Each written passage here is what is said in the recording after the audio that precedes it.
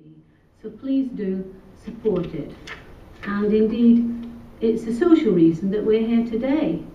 We could read about cycling in a book, but how much better to have our own speaker to gather together on a rainy morning and come and listen to Peter. Peter Crofts is a lifelong cyclist living in Shrewsbury, rides with the local section of the Cyclist Touring Club. He started cycling at the age of 11 and has amassed 600,000 miles in his lifetime. He has a highly successful career in competition at road racing and time trialling, and has been one of the country's top riders. He started at the age of 21, continued for an unbroken period of 26 years until 1985, made a return to racing for 4 years in the 90s, winning the National Veterans Championship, and more recently from 2009 to 2013. During this last period, he won most events he competed in on age handicap, a single event, and set 4 national age records. So his race total is now 1,310 events over 34 years. He also loves touring by bike and organised his first tour for his youth club when he was 16. Having organised many more tours for local cycling organisations, he came to the attention of the national touring club, the Cyclist Touring Club. He was asked if he would volunteer to organise holidays for club members. He did take this up and led his first tour for the club to Yugoslavia in 1961. Peter has continued organising tours ever since and has now taken groups to 47 countries around the world on 118 trips. They include pioneering tours to southern Patagonia, Costa Rica, Ethiopia, Madagascar, the Philippines, Indonesia, Taiwan, China, Tibet, and many tours along the length of the Himalayas. Today, he's going to talk to us about one of his trips to China. So I give you Peter Crofts.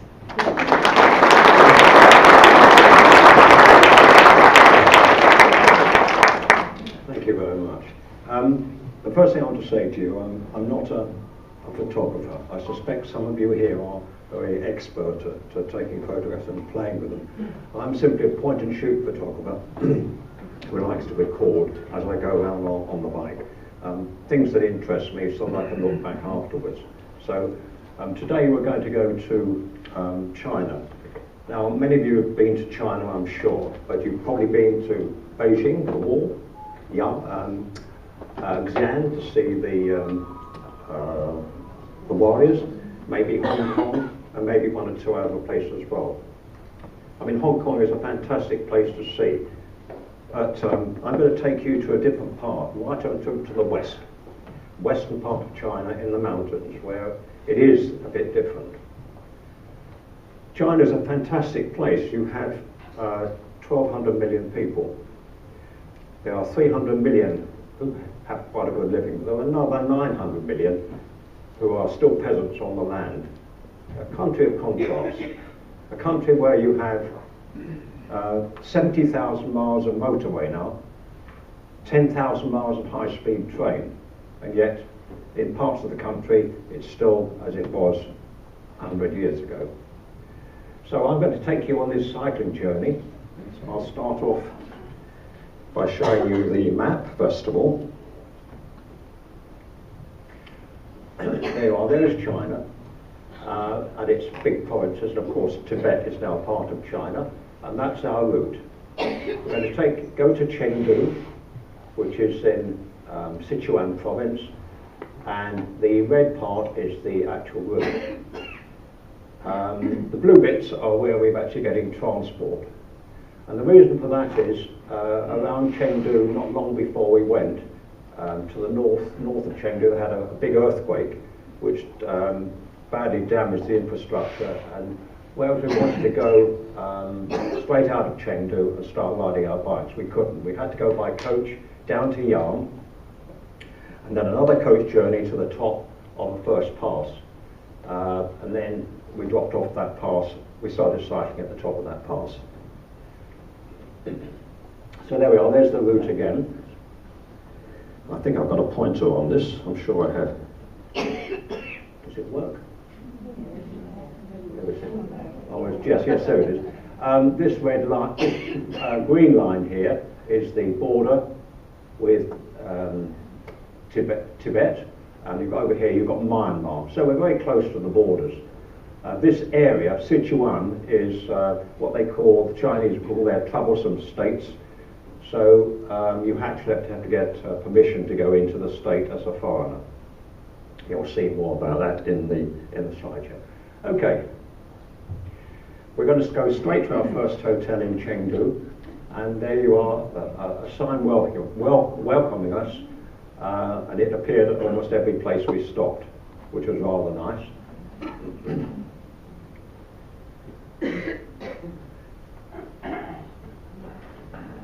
I'll go back again, excuse me.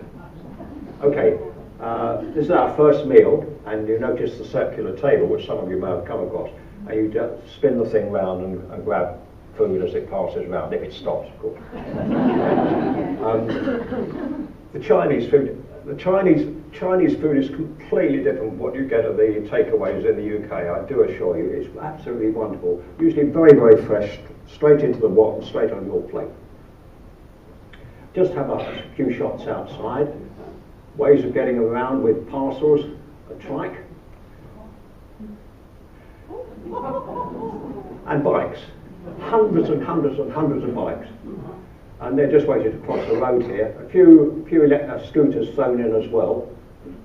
We've just been to China. My wife we went on the back of another tour to China again, and we're amazed the bikes have now been taken over by electric scooters. Everywhere is an electric scooter, and they're only about £200 in China, these electric scooters. So it's sort of bikes, you will see virtually everybody riding electric scooters now. Okay, we're going to go to a visit to the Panda Park. And there's the entrance. The Panda Park is the national park for China. We're going to have a look at the pandas.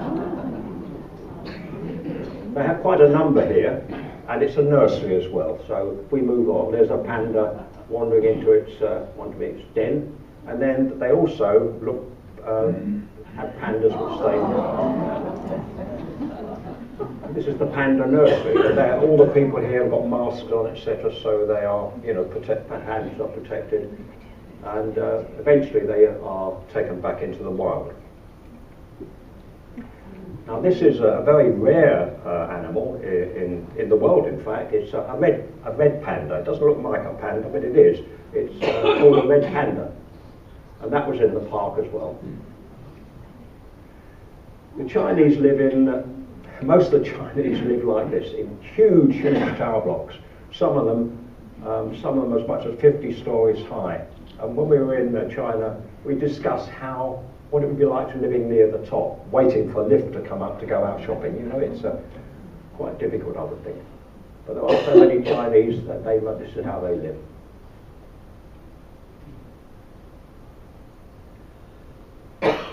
Okay, this guy is our guide, and he is going to cycle with us. He's going to cycle with us some other way, and there's our backup vehicle at the back, which is going to carry us if we need to be carried. There's also another vehicle which will carry the bikes. Okay, outside, just wandering around in the evening. This is an arcade with lots of people sitting about, enjoying themselves. But it is raining, that's why so many people are there, because there you have a rickshaw passing with a lady with her own bike being carried along in the rickshaw. And in the following morning, there are loads of rickshaws about for people to get lifts. Very, very cheap. It's the one way you can get around the city very, very quickly and cheaply. A vehicle carrying eggs, a little dog leading over the back.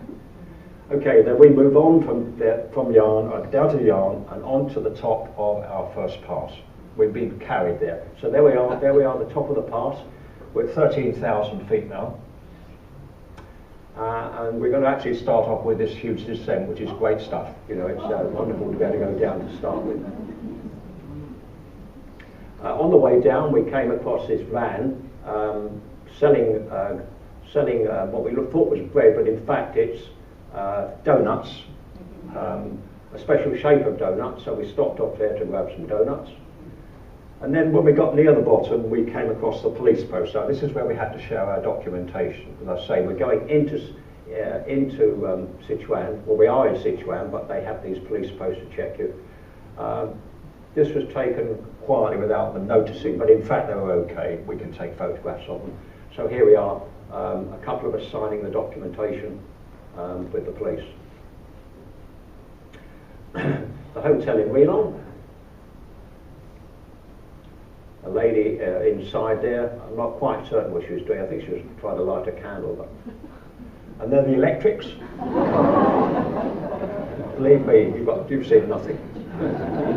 But the electrics in that hotel. And here's Joseph. Joseph's his name. Here's Joseph again, and he's starting off with the next morning. The Chinese build places anywhere, and this is on the top of a hill which is likely to collapse. So they reinforce it all with vast areas of concrete, and then on top will be these skyscrapers again.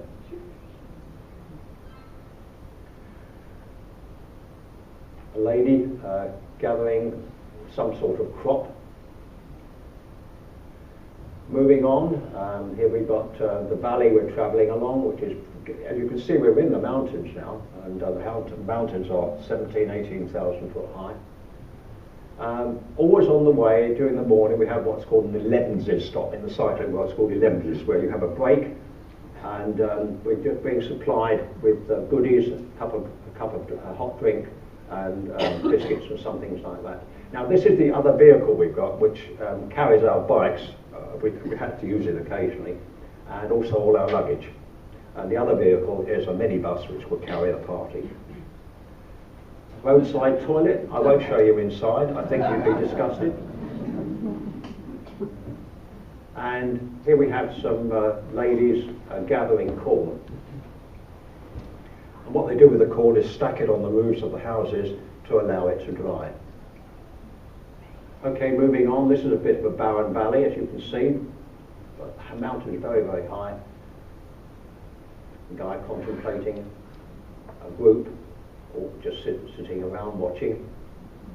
And this attracted our eyes because, as you can see, they're using very modern technology to heat this kettle.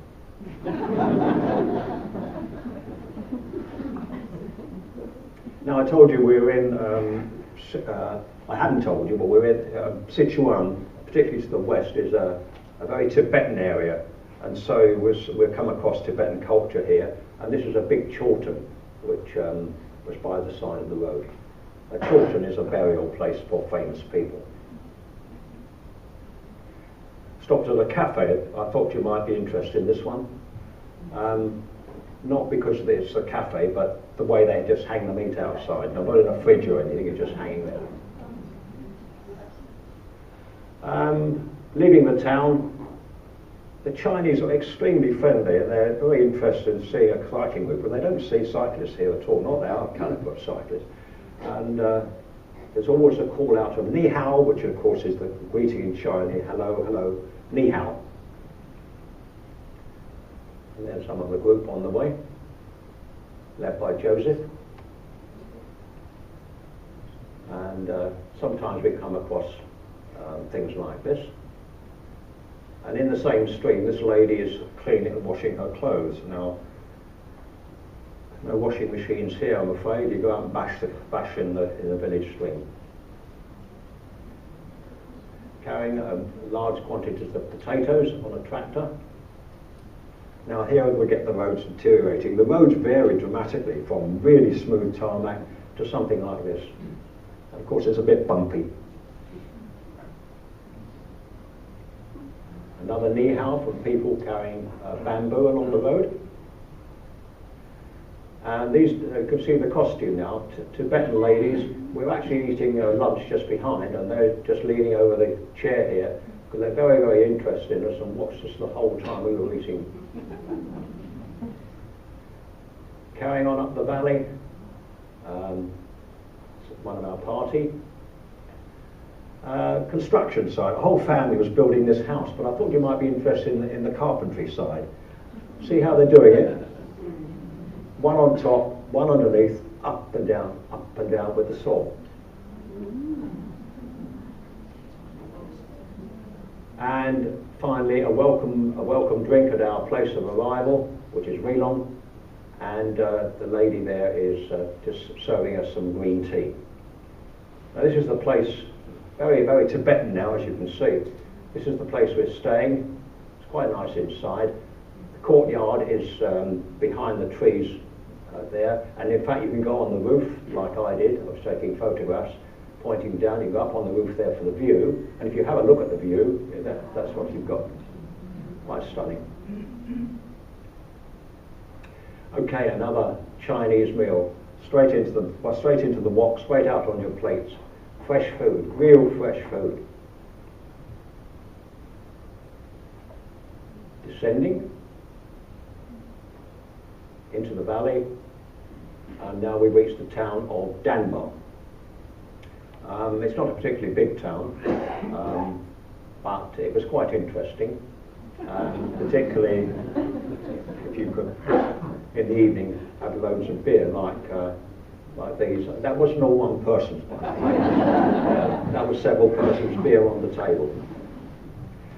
Off again next day. There's part of the group, people watching, and coming down the road, some ladies.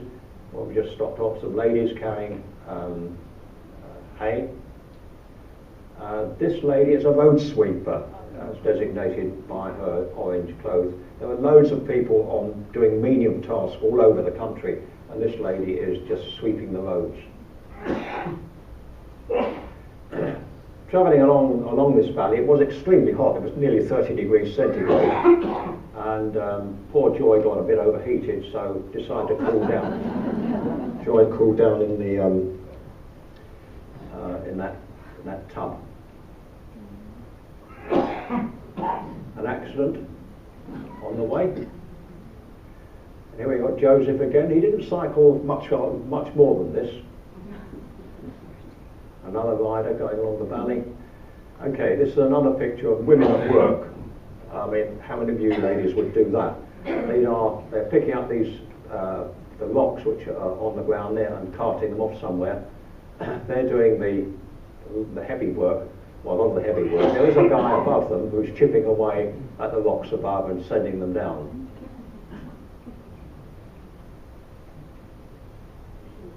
We didn't see much earthquake damage, but here's a couple of examples. Here, this place has collapsed in the earthquake, and there's another one as well. It's slipped down the side here in the earthquake. I don't think I'm speaking, am I? Can you hear me? Okay. Right.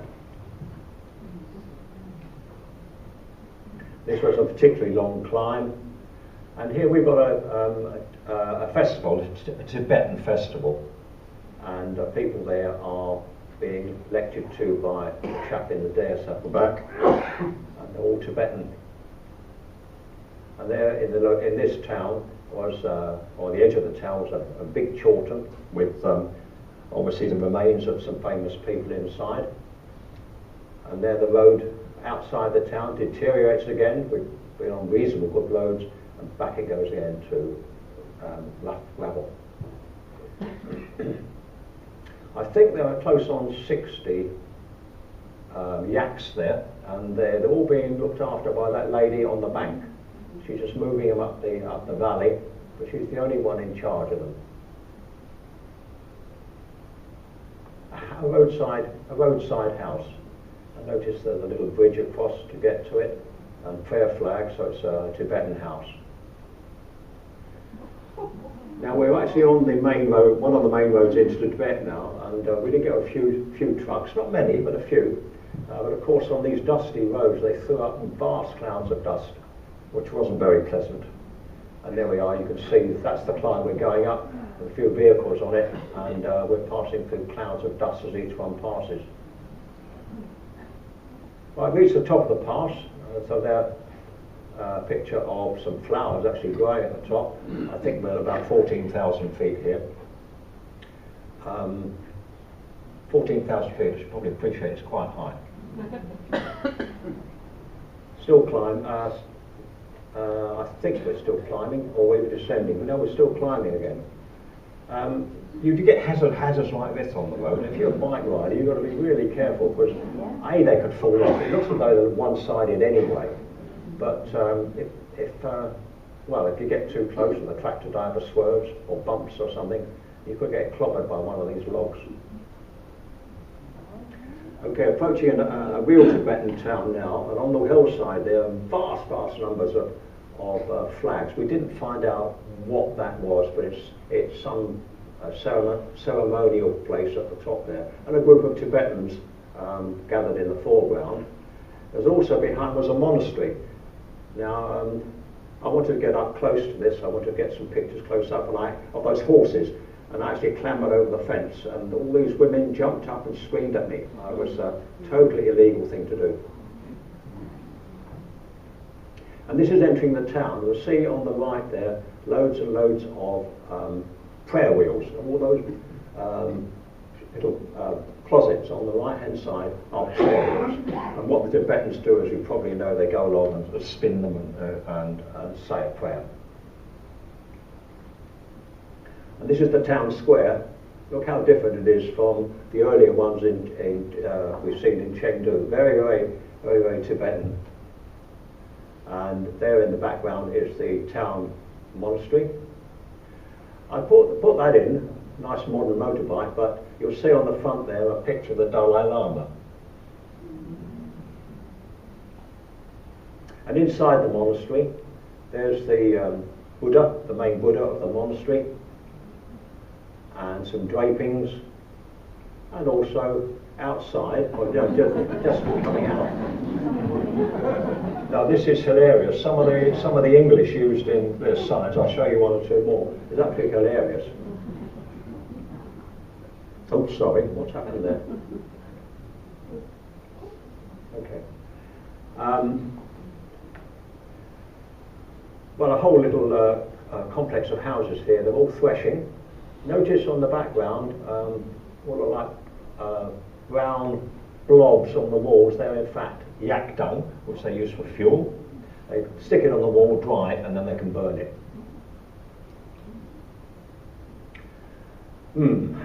Outside the hotel, this time, well, it's a very basic hotel, but we're a bit alarmed looking out to see how they were doing the washing up and rubbish, etc. Not very healthy at all. Interesting, at the top of the pass we purchased some food one day and picnic lunch, and by the time we got to the top the bread bag had expanded with the drop in pressure. That was very interesting. Okay, the top of the pass, here are two Tibetans. Now they do this a lot. They've done this on other tours as well, along the Himalayas. They set up a camp, a tent, and serve tea to any passing travellers. So we stopped off here, and these ladies, mother and daughter, served us tea.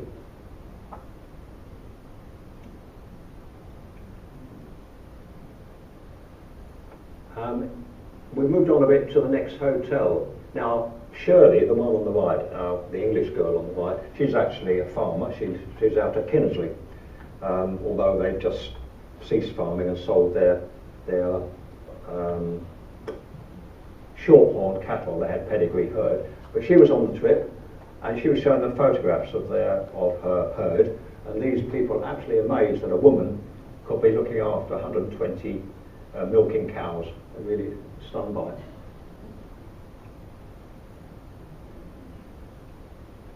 How the goods travel about in that part of China, and this is this is a market. You can see how well stocked the stalls are. That one, and also the fresh food part of the market. And also, this is how the meat travels out. I hope it doesn't make him ill, but that's how the meat's travelling about. Okay, we've now reached a pretty barren part of the trip. We're travelling across this plateau, which is about 14,000 feet high, And one part of it, at the end of it, is a monastery, and it signifies part of the climb, but we've got a long way to go yet. You can see the road stretching up into the mountains, way in the distance.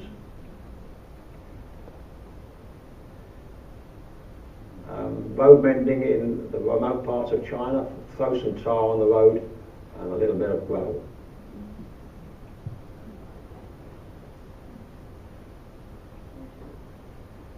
Still working our way up,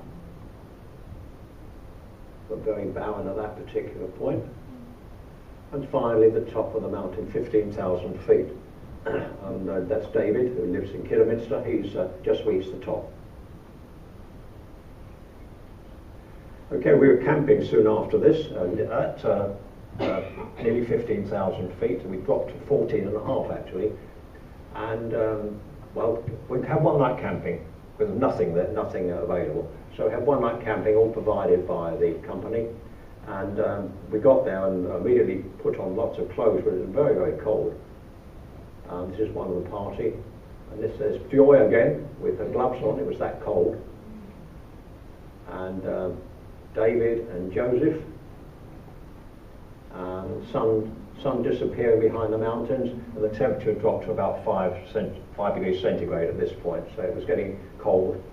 And in fact, overnight, some of our water bottles outside, you know, on the bikes had frozen, so it was a pretty cold night. So we went to bed with everything on. Next morning, we were awakened by this yak train passing with the bells on them, and the guy on one of the yaks calling. And so off we go again.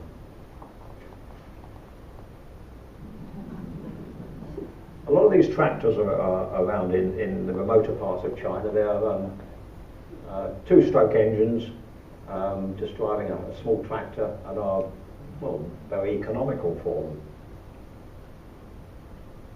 Another barren bit of the road. Flowers at the top. Roadworks here, but can't see them, but they just put this barrier up. And another house, a remote house. Notice all the yak dung being dried on the rocks. And then the next place, welcome cup of tea. Now we've reached the town of Bamiai now, and this is quite a large town. But I picked this one for two reasons. I was just standing there, and this pipe, you can see the pipe on that tractor passing through. You've got to be very careful, as I say in China, about health and safety, I would say. And then here's another one. You've got 3 tractors there, believe it or not, underneath that lot. And they're passing down the high street as well. A local store. Now read that. What does it mean?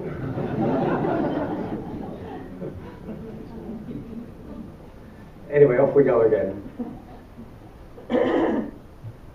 Road workers at work, men and women, no discrimination. And again, a pretty rough pass to climb. And we've actually turned off the main highway. We're going to a beautiful area called Yarding, which you saw on the map. That was a diversion. Well, we're actually taking that diversion south now. And we've got to go over this big pass to get to it. And over the other side, along the valley. And this guy was interesting. He was actually breaking up rocks by the side of the road. We didn't see any transport at all, so we weren't quite sure what it was for. Okay, we reached a small village and just having a break. And these kids were just going to school, or some of them were. Oh, well, all were, but there were a lot of them there. This is just one small group. Then the other side of the road, I mean, we are spacemen to them, you know, with our helmets and with our lycra clothing. And so they gathered round, and there's another group of them. And that's me there, but what I was doing, I was taking photographs of them and then showing them. And of course they just loved it. You see the girl there seeing a picture of herself, probably never seen that before, and laughing away. On the other side of the road was Andy. Now, he was doing, what's it, one named Peter, one named Paul, you know that thing. And he was doing it to these kids, and they were fascinated by it. And if they couldn't understand, you could see, if they can't understand, it's gone. So they're having a go at, and so Andy's now showing this youngster how it's done. And again, a group of youngsters. Now, I followed them through to the school, and I was kicked out by the headmaster because the whole school came out because I was standing there. He said, go away, go away. But he couldn't start his school. Interesting. Okay, another descent. A bit of jerry building going on here. I hate to be on that scaffolding, but all the work was being done by a couple of men, and I think it was 3 men and 2 women. And look who did the hard work. The woman. And she was going down to the river, and the men there were breaking up the rocks, and she was carting them up to the people actually building the flat or the house. A really primitive way of farming, isn't it? A couple of beasts and just one ploughshare. We're approaching Yading now, and it was getting looking pretty grim, and obviously there was some rain about, but this double rainbow appeared. That was worth the picture. And now we're going to take a big descent down this rough road, and there's Yading at the bottom. It's a beauty spot, and the following day we're going to go right up the valley, right up to the top end there, because there's a lake at the top end which is has the a mountain behind it which is over 20,000 foot high, and it's a well-known beauty spot in the tourist world. So descending down, but when we got into the you could call it a hotel, but it was really a bit of timber with some cardboard showing around it. People looking very glum because we've been double booked. So that was a real problem. So we just sat there for a little while, and the guy who was in charge said he'd try and sort something out. But even so, she looked pretty miserable, didn't she? You know, wondering what was going. Pretty cold as well. She was wondering what was going to go on. She said, "I've never come across anything like this before." Anyway, the guy and his family cooked up, and there's all these Chinese there. And the reason there's so many there is it's a Chinese national holiday. And so they've all piled into this town. I don't know whether the guy double booked us because he thought we weren't coming or what, but anyway, eventually he got things sorted out. But have a look at the kitchen. He managed to serve 50 Chinese and the 14 English as well, which is quite amazing. So that was the kitchen, and there's that made me cringe a bit, actually, that. Some people put their tents up, not us, but some people of the Chinese, they put tents up and they're sleeping bags because there are no beds. So they put their tents up in spare rooms and slept in those. Well, you can see it's a pretty primitive room. I don't know whether it was cardboard on the back, but it wasn't very solid.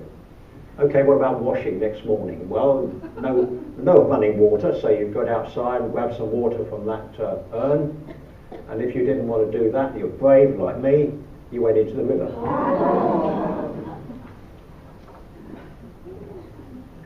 Now, going up the valley to the beauty spot, most of the people went on ponies, guided by Tibetans. We went up, walked up, and on the way there was a monastery, so we're going to have a look at that. And inside, decoration,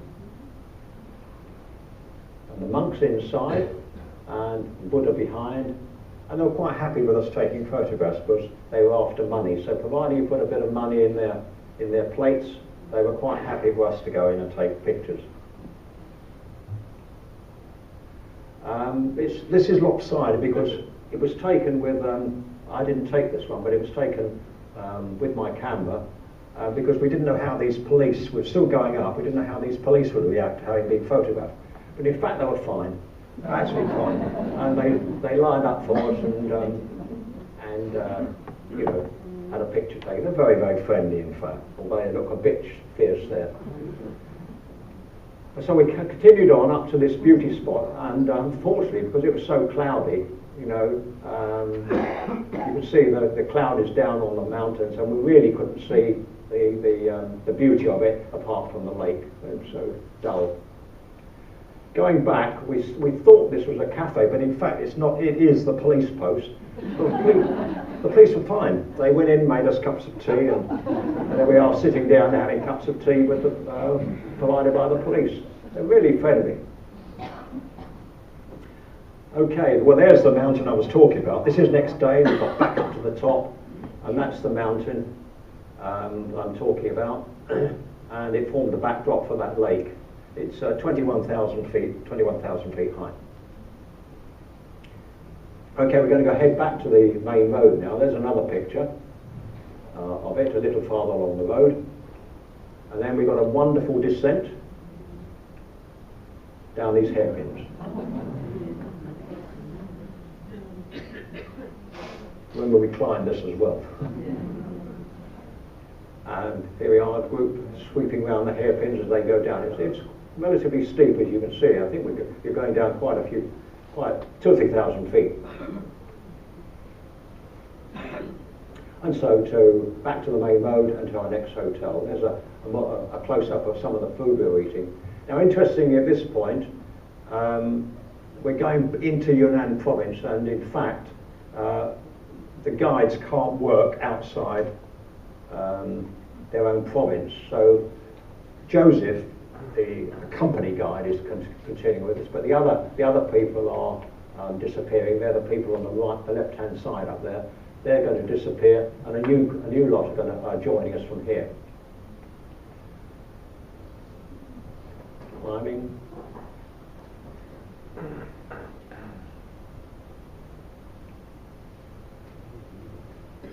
Crops drying on the. Notice this house is made of mud. And another 11 stop. Not a particularly brilliant one, but this is, I think actually it was a lunch stop.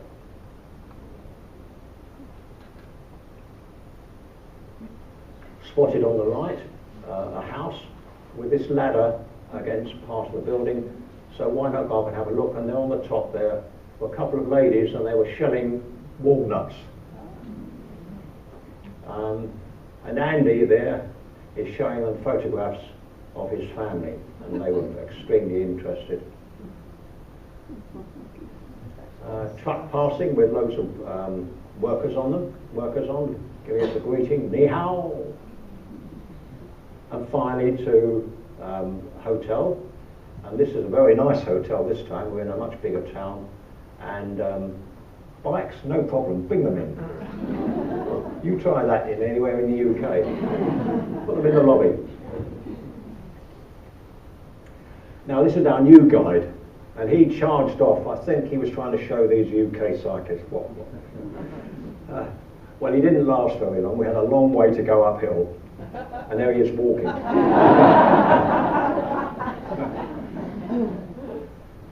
Yeah. Okay, we've reached we have climbed a bit, but the real climbing is starting from now. We're having a break before we start off again up this climb. And we've actually come along that road on the bottom there, on the bottom, round the end, and I've come up this climb so far. And there's the village we stopped in. Pretty rough, as you can see now. But it still goes on up and up and up.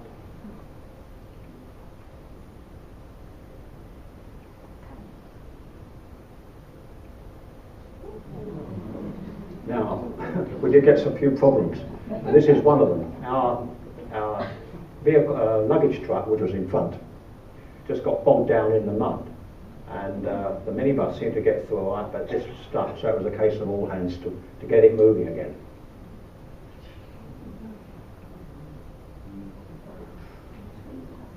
And finally it was on its way. But I didn't. Okay, another room in a hostel, just to show you a little bit more luxury. But this one's interesting as well because it had a stream running through the courtyard. Another really bumpy bit of road. And this truck was having had actually stopped, of course, caused us to stop as well, but they did get it going. Now there's the pass we came down previously. I showed you. It's way in the distance there. You see it winding its way down into the valley, and we're going up again. More trouble, and a whole load of vehicles backed up there, and there's our van in front. And if we have a look, this vehicle is bogged down, so there are two of our guys shunting it out of the mud. You can see our two vehicles at the back. But the worst thing was this bus. A woman driver there, a lady driver there, had deposited this bus in the mud, and you can see it was pretty impossible to shift the thing. And they were doing all sorts of things, pushing this way, pushing the other. Some people pulled on a rope, which snapped. But with Andy, he's a farmer. He's a farmer from Derby. He knew what to do, so he got hold of this shovel and started digging away the mud and getting stones put down behind the wheels. There he is again. And after 15-20 minutes, all hands to work, and they managed to get the bus going backwards out of the mud. But to make sure that it got through again, Andy rustled all these Chinese to say, right, stones, rocks, and then they all gathering rocks and throwing them on the mud.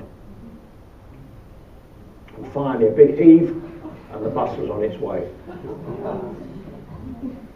And our bus, now there it is going on, still giving a push, but our vehicle just went straight through, no problem at all. And poor old Andy. Yeah, sad thing is, he's a wonderful guy. Really lovely guy, but he died of leukemia about 4 years ago. Really a shame. Really a shame. Finally, roads, good roads. A really good road. We've finished the rough stuff, I would think, now for a little while, and we've got this wonderful road which winds its way across the plateau here to the town of Zhongyang, which is a comparatively new town in Western China with some really luxury hotels. Wow. Straight inside. Sitting there in the foyer, and the breakfast was something to behold. I've no doubt many of you have had wonderful breakfasts in your travels, but this one, for cyclists on tour like this, was really wonderful. Big buffet breakfast. And here we are leaving the town of Zhongyang, heading down the valley, and this is the valley of the Yangtze River.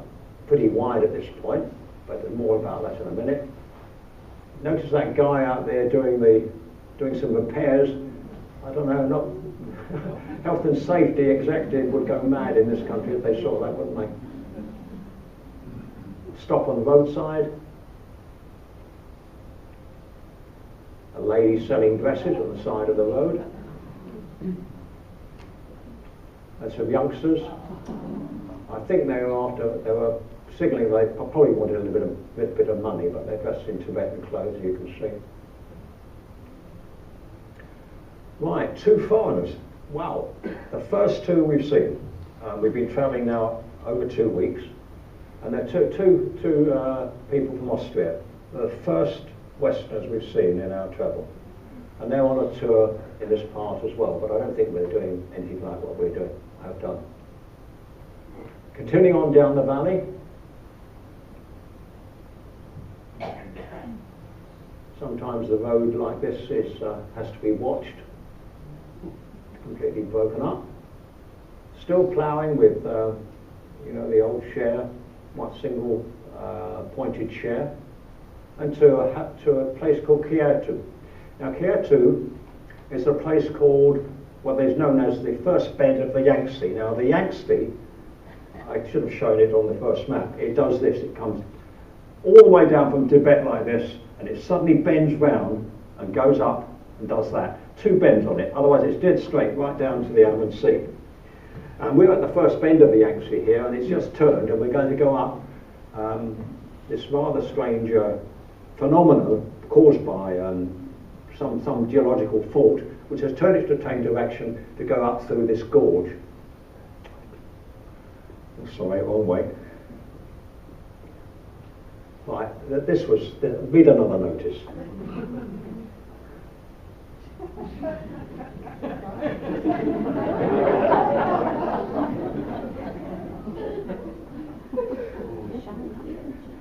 I suppose we could have offered to rewrite it for them.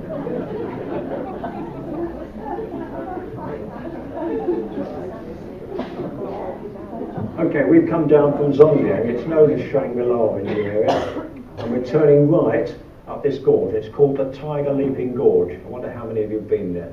Fantastic. Anyway, we're going to go up the Tiger Leaping Gorge, and there's the tiger leaping, and more about it in a minute. We've got our party just playing, and the early part of the gorge.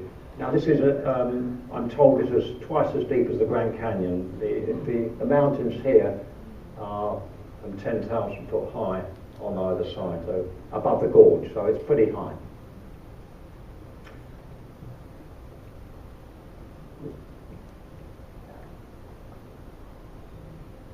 This is the Yangtze heading north now rather than south as it was before. Right, now this is the point this is called the Tiger Leaping. Why it's called the Tiger Leaping Gorge. And the fable is that there was a tiger who was being hunted. He's being chased along and he suddenly came across this water with this foaming torrent, and had no other option but to leap it, and he did. The tiger got across and escaped the hunters, hence the name Tiger Leaping Gorge. So you go down, it's quite horrendous actually, it's a really big torrent. So you can, if you want to have a rickshaw down, you can. You know, if you're feeling a little tired, have a rickshaw. But of course we walk down and head up. Yeah. And then continue on our bikes up the gorge. This little goat has just been born, and notice this girl is introducing it to its mother, but notice she's keeping grass around it so that her scent isn't on the baby goat. Road's rough now.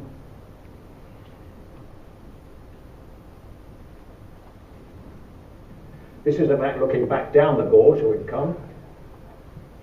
And finally to Woody's guest house.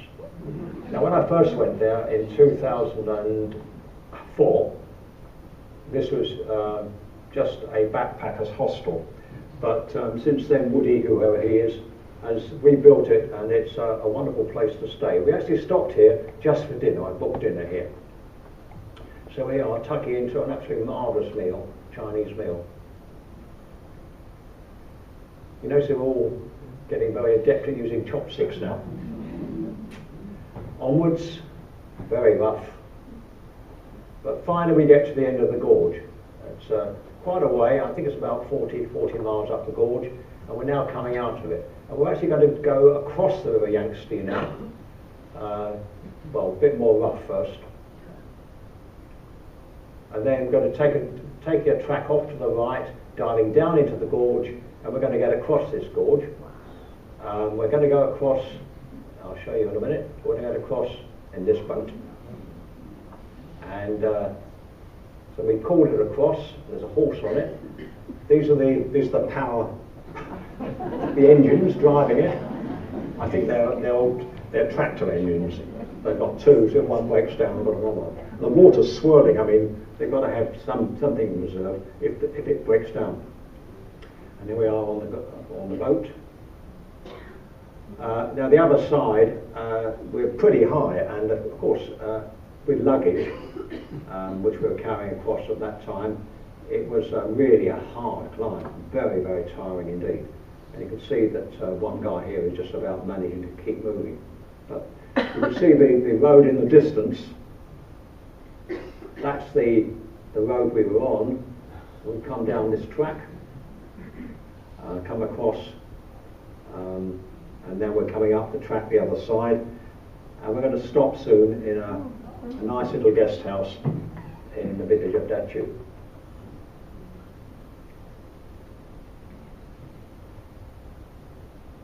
Nice place. It was interesting actually, we had eggs for breakfast and fried eggs and things, but trying to eat them with stopsy, very difficult.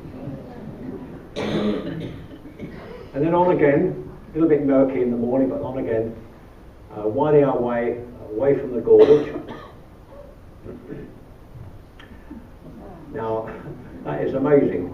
A youngster taking the cow and its calf off somewhere or other, but I don't know how old he would be.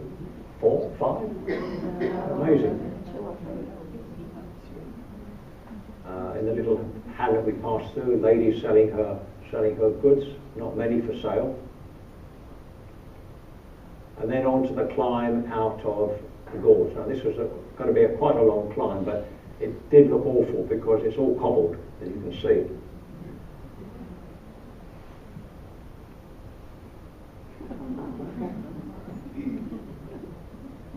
And then the road did become good, but we were going into cloud now.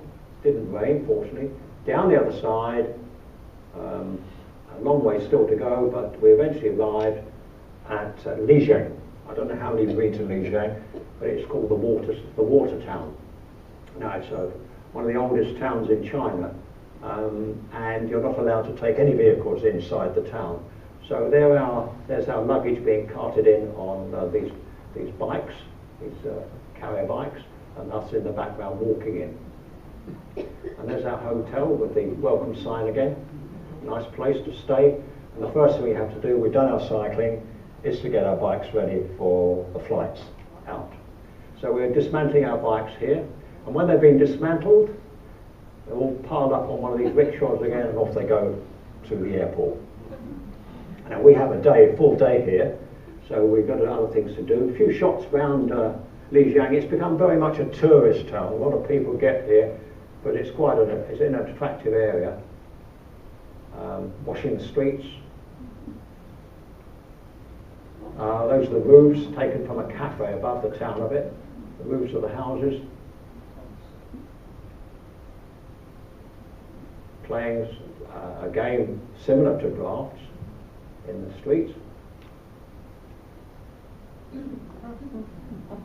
There are many ethnic tribes around here. These are Naxi women just walking about. And the final thing we did was to go to a concert. Now this is a concert, show you. Now, if you look there, these people are, some of them very, very old, a lot of them over 80.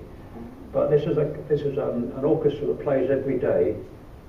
They're trying to preserve Naxi music for the general public because it's very, very old. And some of the instruments, as you'll see, are also very, very old. So here we go.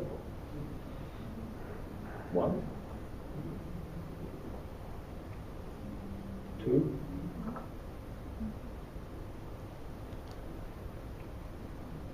This guy was blind and he was playing. An old ukulele.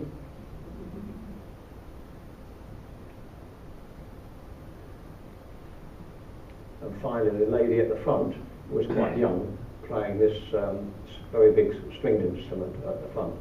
So it was a concert of singing and playing music for an hour or so of Naxi music, which was very, very interesting indeed. Anyway, that was the final thing, and after last night's dinner, which then of course went way to the airport, and there's our bikes. There's David, my cohort, and me with our bikes ready to put on the plane, and I'll leave you with that.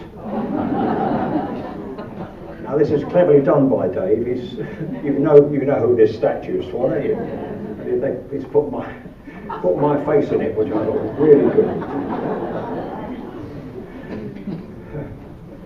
Yeah. Yeah, and so finally, a quick look back at the a picture we took at the top to celebrate our trip to Yunnan province. Here's the whole party: 13 cyclists, 2 drivers and 2 guides. 1 guide from the area, 1 guide from the national organisation, and that beautiful mountain in the background above Yading. So that's it. Hope you enjoyed it.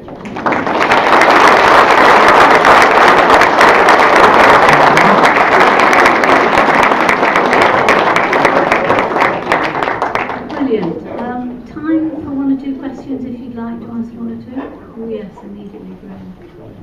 Did you have any trouble with altitude sickness? No, we didn't. We did start at 11,000. Sorry, we started at 13,000, but we went down. We went down 4,000 feet to 9,000. Yeah, we've had altitude sickness problems in the past, but no one did this time at all. Yeah. Hello? Did the police speak English? Sorry? Did the police speak English? No. I thought that would be... Well, pointing. Oh. Pointing. Where do people keep their electric bikes in those high-rise places? Oh, actually, well, I don't know how many of them get on, but we visited a friend in China, and underneath the flat she was in, there were whole racks for bikes, these electric bikes as well, and parks. But when you've got, I don't know, 250, probably 200 families in one of those blocks, I honestly don't know what they do. Okay, yeah. How far were you travelling each day and how far did you go in total? Okay, we travelled about 650 miles on the bikes, and I've got some statistics here. We did 46,000 feet of ascending and 46,000 feet of descending. 650 miles. The average was average actually on the bikes was 45 miles a day. What else? It was 23 days altogether, 23-day trip. 13 in the party, 4 ladies, 9 men. Average age 55. Okay, I think we better leave it at that. Thank you for a glorious, majestic tour through an amazing country. I won't say holiday, because I think holiday involves a bit of rest and recuperation. From the opposites of the high-rise flats to the wildness of the uninhabited countryside, the luxury of some of the hotels and places you stay, to the simplicity of the lives and the poor paucity of the services there. Just absolutely amazing. And I happen to know that Peter in 2005, just after the tsunami in Sri Lanka, was there with a group, and they managed to raise enough money to donate 54 bikes to the fishermen's families there who were left bereft of any transport at the time. And today Peter has very kindly offered to give his £100 fee, which will buy another 2 bikes. He's going to go back to Sri Lanka. 4 bikes! We've just doubled it. Okay, 4 bikes to the people in Sri Lanka. So for the want of a word for thank you, Peter, we have to say to you, ni hao.